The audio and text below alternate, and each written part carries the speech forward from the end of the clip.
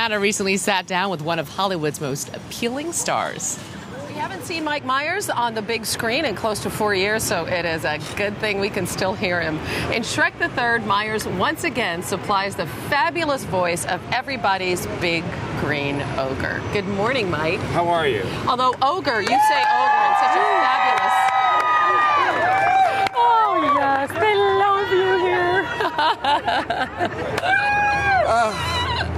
Okay, you're touched, aren't you? Can you continue? I can't, yeah. May we proceed? Yeah, go ahead. $1.4 billion, the first two movies made. Yes. Obviously, everybody absolutely loves the Shrek movies. Any trepidation about continuing on with the third, or was that just a no-brainer? No, I wanted to do the third. The thing about Jeffrey Katzenberg and the whole team is that they're committed to each one being better than the last one. I think this is the best of the three. The animation is great, the story is great, the cast is great, and you know, these guys just want... I take a long time between movies. I usually take 3 years. And why is that again? Because I write my own stuff. I take a year to just live my life, which is a crazy notion. That's wonderful, though. Yeah, which I've always done. And then I take 2 years to write it, and I'll also take the character and I'll tour in different theaters, like the Marx Brothers did for a year before they did all their movies. So I like working, but I also like my free time, and I only want to do stuff that speaks to my heart, and that's the great thing about Shrek, is that the message is so great.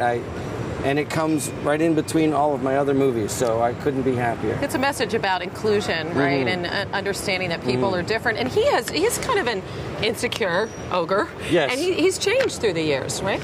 Yeah, I think, well, you know, ogres are traditionally villains, and the great thing that they've done with Shrek is that villains are heroes in this movie, and heroes are villains, and it sort of takes the classic Eurocentric art form of the fairy tale and turns it on its head. You didn't think I was going to be so brilliant, did you? No, that's very heady, and I'm not sure I quite understood it. Me either, sadly. In this movie, yes. Fiona's dad sadly passes away. Yes. And the kingdom has to be turned over to Shrek, or an alternative, yes, a long-lost cousin Artie. So let's take a look played by the very, very talented Justin Timberlake, who is perhaps the most talented individual I've ever met in my life. Wow, that's... If he wanted to be a comedy actor, if he wanted to be a dramatic actor, director, anything he would want to do, the world is his oyster. He is insanely talented. Let's take a look at him in action with you. All right. Oh, there goes my hip. Auntie, what are you doing? What does it look like? This really isn't up to you. But I don't know anything about being king. You'll learn on the job. Sorry to disappoint you, but I'm going back. Back to what? Being a loser? Now look what you did. Oh, that was hilarious. Wasn't that funny, you guys?